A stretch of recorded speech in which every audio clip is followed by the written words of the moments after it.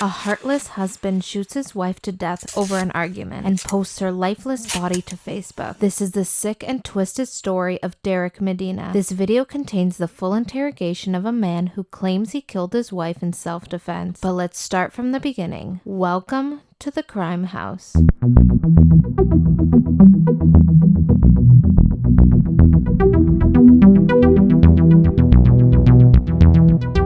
On August 8th, 2013, friends and family of Jennifer Alfonso came by a shocking discovery. As they scroll on Facebook, they see a post made by her husband, Derek Medina, that writes R.I.P. Jennifer Alfonso, with a horrifying picture of her lifeless body. 31-year-old Derek and 26-year-old Jennifer had been married for nearly 4 years at that point. He followed up with another post saying, I'm going to prison or death sentence for killing my wife. Love you guys. Take care, Facebook people. You will see me in the news. My wife was punching me and I'm not going to stand anymore with the abuse. So I did what I did. Hope you understand me. Derek claimed that Jennifer had a history of being abusive and she had become violent during a fight that morning. He shot her 6 to 8 times before proceeding to take a picture of her body and posting it to Facebook. After leaving the room, he told his 10-year-old stepdaughter, who was home at the time of the murder, not to go in the room, and he left to turn himself in to the police. You had mentioned that she lost custody in 2008. All the way up to now, she was, baby daddy would, I'm pretty sure tell you, but she was in a drug house, a crackhead house, and she was an alcoholic, and she had to give up her daughter. So we've been working all the way from 2009 to now to get her daughter back. And I've gotten her to stop smoking, and, gotten her to stop smoking marijuana and all that stuff. Not sure, I did catch her smoking a couple months ago, after she told me she stopped, so I don't know if she was still on drugs, or marijuana, or cocaine, or whatever substance. But I know that when we did get divorced, she was taking a lot of ecstasy. She did mention that to me. This is Ms. Sokolov.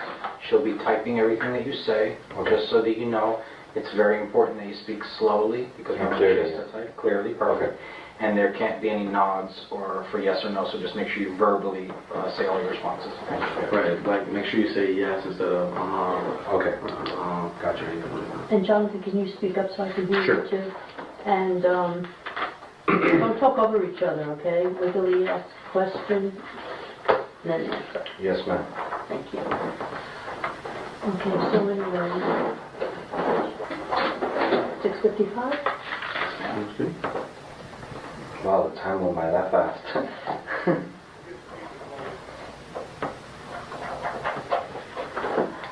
Okay, let's swear on in. Can you raise your right hand, please? Do you solemnly swear or affirm that the testimony you're about to give is the truth, the whole truth, and nothing but the truth? Yes, ma'am. Thank you. Keep your hand down.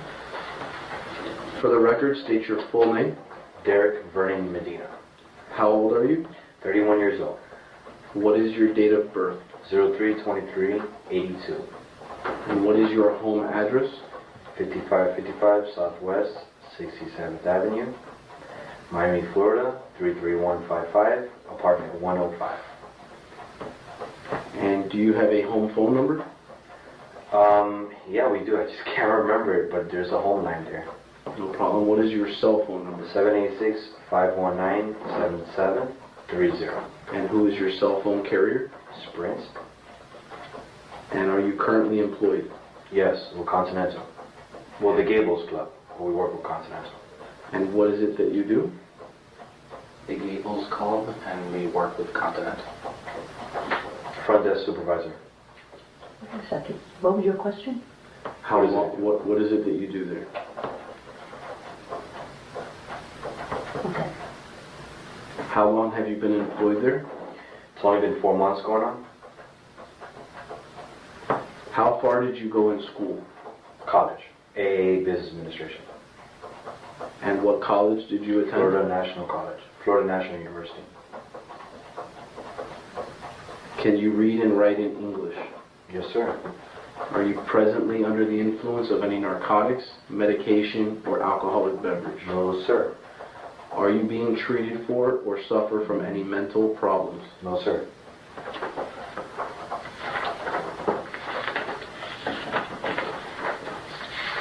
Do you recognize this form? I present to you now as being the same form that we went over earlier today. Yes, sir.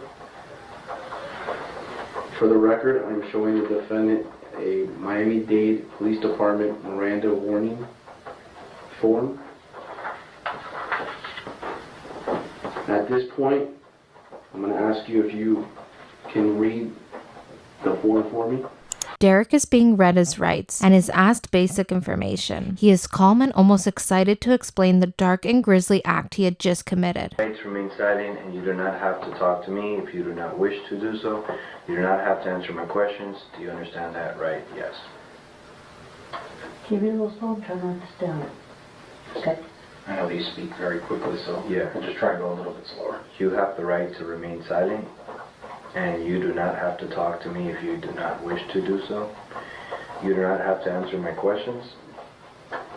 Do you understand that, right? And are these your initials next to yes? Correct, sir. Okay, continue. Should you talk to me, anything which you might say may be introduced into evidence in court against you. Do you understand? Yes. And are those your initials next to yes? Yes, sir. Okay. If you want a lawyer to be present during questioning at this time or any time hereafter, you're entitled to have the lawyer present. Do you understand that, right? Yes. And are those your initials next to yes? Yes. Okay, go ahead. If you cannot afford to pay for a lawyer, one will be provided for you at no cost if you want one. Do you understand that, right? Yes. And are those your initials next to yes? Yes. Knowing these rights, are you now willing to answer my questions without having a lawyer present? Yes. And those are your initials next to yes? Correct. This statement is signed of my own free will without any threats or promises have been made to me. And is this your signature at the bottom of the page? Yes, sir. And would you read the date and time that you signed this? 8/13/4:04 p.m. For the record, the form with the advising officer was Detective Jonathan Grossman, and it was witnessed by Detective James Hatsis, both at 8/8/2013 at 4:04 p.m. As you know, we are investigating an incident that took place earlier today at your residence. Yes, sir. How long have you been with the victim in this case? My wife? Yes. 4 years. Going on 4 years. September 30th would have made 4 years. Okay. Are you currently residing with your wife? Resigning? What do you mean? Like, Residing with her. oh, like, You live with her at the home? yeah, she lives with me. I'm the owner there. And did you have any children together? No. Early this morning, you turned yourself into the South Miami Police Department, correct? Yes, sir. And why did you do that? Because I'm not a killer. It was self-defense. And I honored my country, I honored my state, I honor the city of South Miami, and I do not feel that I am guilty. Do not feel like I intently killed, like I do not feel like this was, like I was out there to kill her. No, I wasn't. This was self-defense. There was a fight at your residence this morning? Between Yeah. you and your wife? Yes. Around what time did you wake up this morning? Woke up at 9:30. And when you woke up, what was the first thing that happened?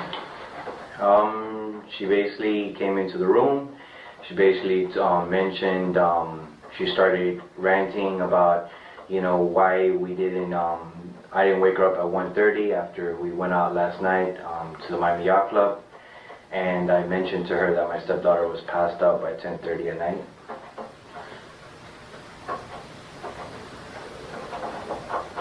So she was upset about a plan that she had for you to wake her up at 1:30 this Yes, morning? yes, and correct. And then she started throwing stuff, objects towards me as a weapon. And then I pulled out my weapon. And then I told her, hey, back off or I'm going to call the cops. And she goes, go, I call the cops, whatever, you're not going to do anything. Oh, sorry. It's the Dominican and Cuban in me. You say that she was throwing items at you. Mhm. What exactly was it that she was throwing at you?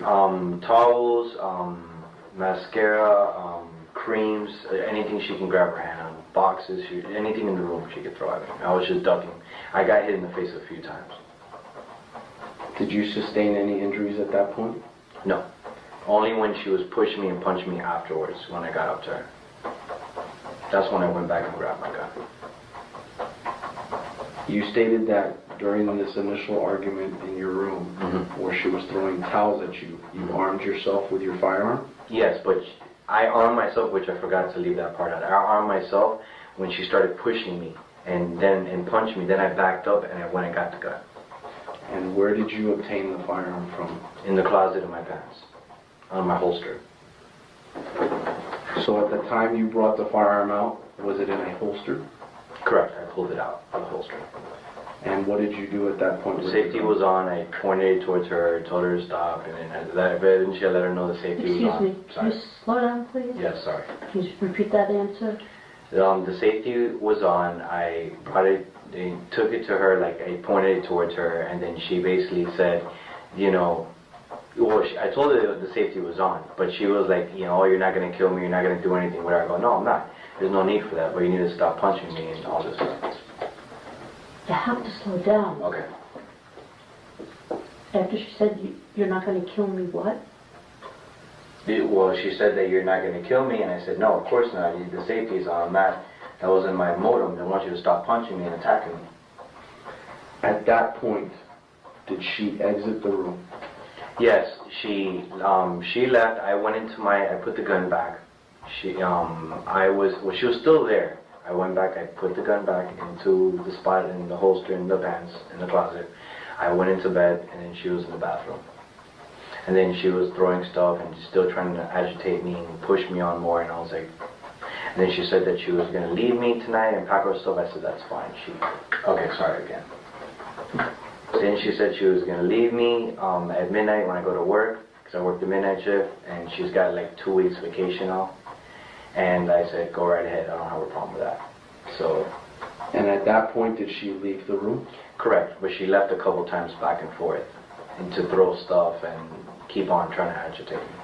Did there come a point where she was downstairs? Yeah. At that point, did you exit your room and go downstairs? When she exited the apartment, yes. She had to find out what was going on.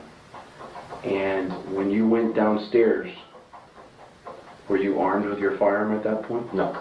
Derek recounts the fight he had with his wife and insists her actions made him shoot her in self-defense. This would be a hard thing to prove, as he describes she left the room, giving him time to get away if he had to. And spoke with your wife. Where did that discussion take place at? In the kitchen. And at that point, did she have a weapon in her hand at that time? No. At some point during your argument downstairs, did there come a point where you returned to your room and armed yourself? Or she punched me several times. You gotta let me finish. Yeah, sorry. Did there come a point where you went upstairs and obtained your firearm again for a second time? Yes, after I was being punched, yes. And at that time when you armed yourself with your firearm, what did you do next? I went downstairs, you know, confronted her, saw what she was doing, and she had a knife in her hand. I grabbed the knife with my right hand, put it back in the drawer, and then she kept on punching me like crazy again, and then I fired. Take you back for 1 second. When you were coming downstairs, where was she? In the kitchen. And did you have the firearm in your hand? Yes, I did. And when you came downstairs and saw her in the kitchen, did she have the knife at that point? Mm-hmm. Did she say anything to you at that point? Yeah, you know, you're not gonna kill me, blah, blah, blah, and just like, you're a pussy, and all that stuff. 1 second.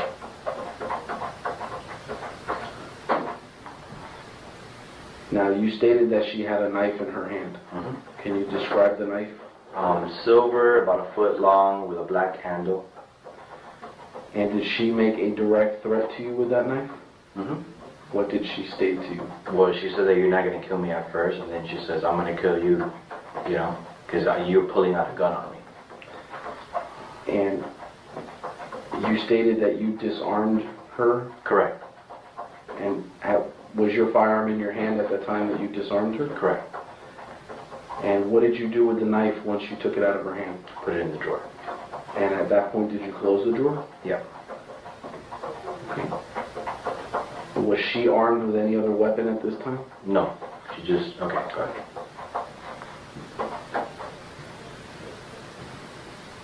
What happened next? She just started firing punches like crazy and wouldn't stop again. But she was really, like really attacking me. Like I was getting out the way, I got hit in the arm and she was like going for my temple. I felt like she was, you know, she was trying to just take me out. And then also, she did make threats upstairs about me dying and she hopes I die and then she'll get someone to kill me or whatever it is. She did make those threats upstairs. So after she hit you in the kitchen, I fired. how What many did you times? say? I fired away. I shot her. How many times did you discharge your weapon? I want to say 6 to 8 times. Was that full capacity of your gun at that time? At full capacity, like in a sense of... Your firearm was fully loaded? Correct. The magazine Mhm. capped off? Mm-hmm. And what did you do with the gun after you shot her? Well, she was still lunging and throwing punches even when I did shoot her a couple times. She was still fighting. I put it upstairs in the closet again, on top of the pants. And then I got some pants, some jeans. I talked to my stepdaughter. I told her to keep this door closed. Don't come downstairs. I told her to stay there. And then I went downstairs. I took the picture. And then I just locked the door. Now let me ask you, back to the fight when you were in the kitchen with her. When she was hitting you, was she near the hallway or was she... No, it was all in the closer to kitchen. Let me finish the question. When she was hitting you, were you closer to the hallway? Mm-hmm. Okay, and is that closer to the exit of the residence? Like the front door to the residence? That's how you would leave It's the kind house? of like in the back. No, the front's... It's kind of like in the middle, yeah. But your kitchen is a U-shaped kitchen, correct? Yeah. And you were near the hallway, is Mhm. that correct? Mm-hmm. Say yes. Yes. So you were closer to the hallway, which leads to the Correct. front door to the house. Now, you stated that you took a picture. What did you take a picture of? Of her. Was she deceased at that point? Yes. And why did you take a photo? So the family would know and be notified and they can rush over there and get my stepdaughter. And what did you do once you took that photo? Upload it on Facebook, on her page, so the family can see. And when you uploaded it on her page, did you upload it on your Facebook page as well? Correct. Because I have her family and friends on my Facebook too. And at any point prior to leaving the house, did you call 911? We have to just say that loud. No, I did. Sorry. Once you exited the residence, did you lock the door behind you? Yes, I did. Bottom block. What did you do after that? I went straight to my aunt's house. Straight to who? My aunt's house. And your aunt's name is? Valerie Medina. And do you know her address? 6841 Southwest 48th Street, Miami, Florida 33155. And once you were at your aunt's house, what did you do? I pretty much informed them that I just killed my wife, that she was abusing me, and she said why. She was crying, she was a little confused, and then I advised my uncle as well, and then there I told him to call my grandpa, my dad, and my stepmom so I can, you know, say goodbye before I go to the police station. And what is your uncle's name? Nash, Abby. I mean, the full name is Abby Chani. Can you spell that? Well, that's going to be hard on top of A-B-I, I think C-H-A-N-I.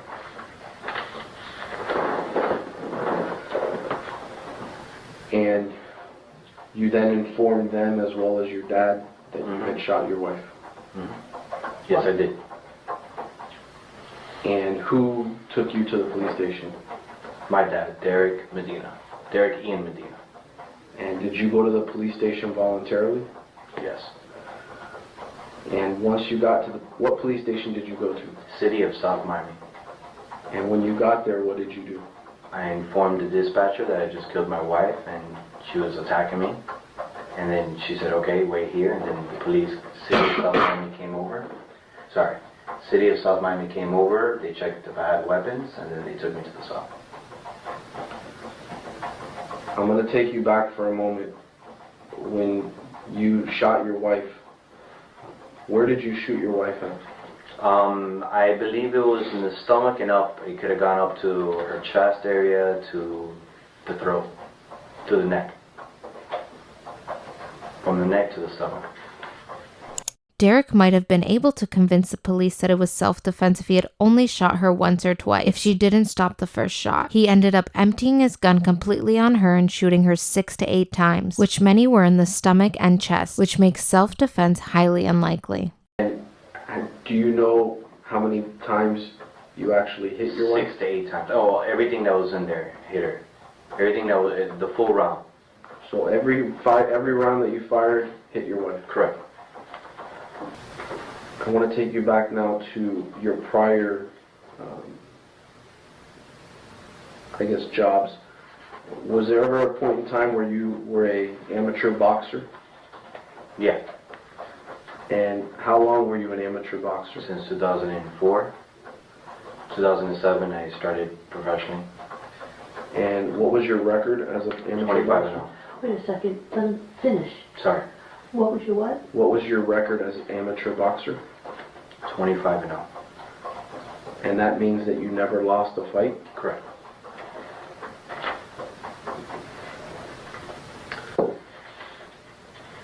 Are you right-handed or left-handed? Right-handed. When you shot your wife, did she say anything?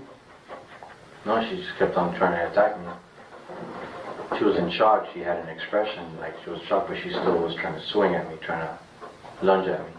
What type of expression did she have? Describe that. Just her mouth open up in shock, a gasp of shock. Did she ever ask for help when she was falling to the ground? No.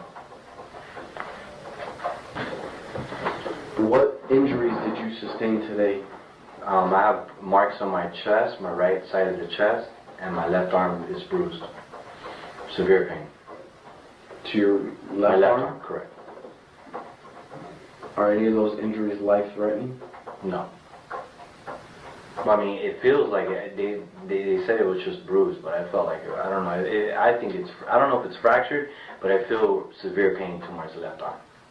Did you feel that her punching you in the arm and chest would ultimately kill you? Correct. I was more concerned about the temple. Because she was So while she swinging. was hitting you in your arm and chest, She got close to my temple. I got out the way. She was real close to my temple. But let me ask you, the injuries to your arm and to your chest, those were not life-threatening injuries, correct? No.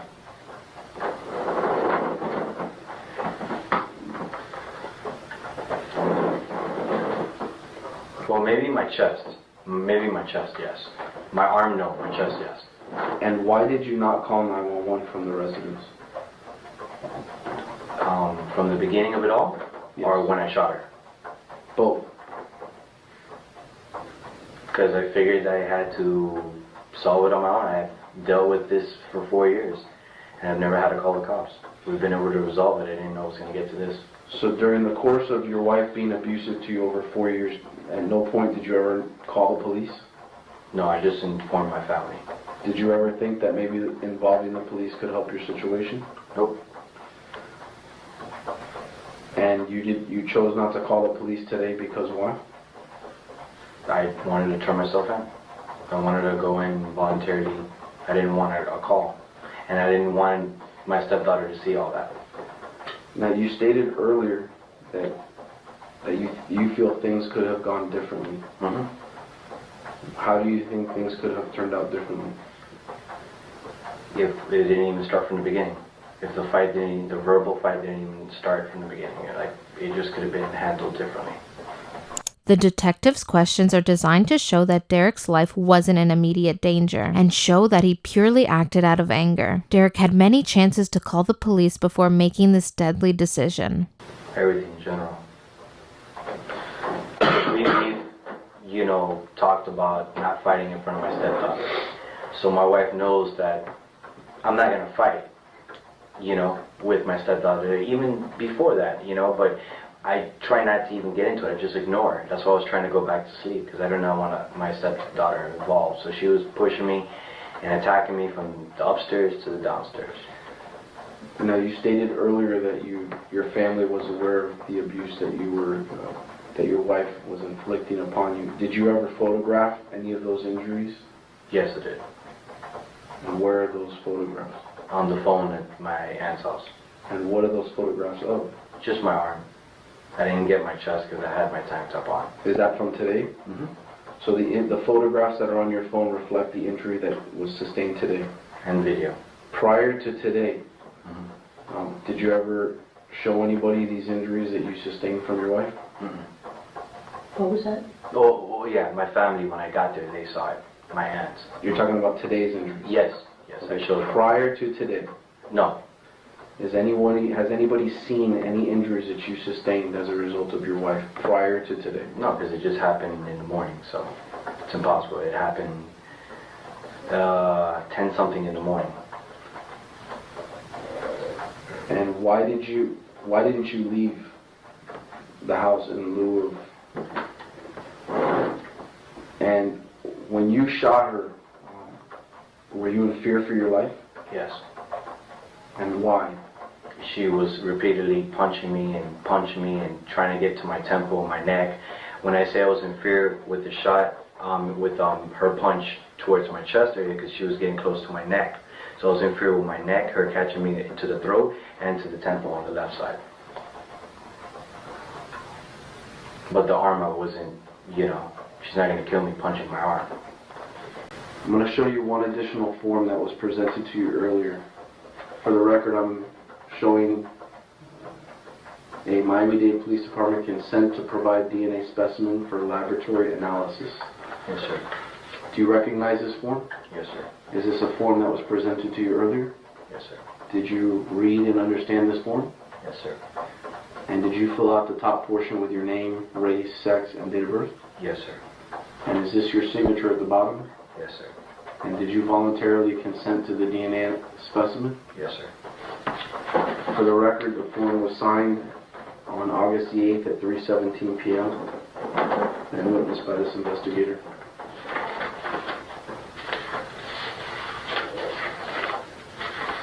I'm going to show you a photograph. Do you recognize this photograph? Yes, sir. And what is this photograph of? My wife.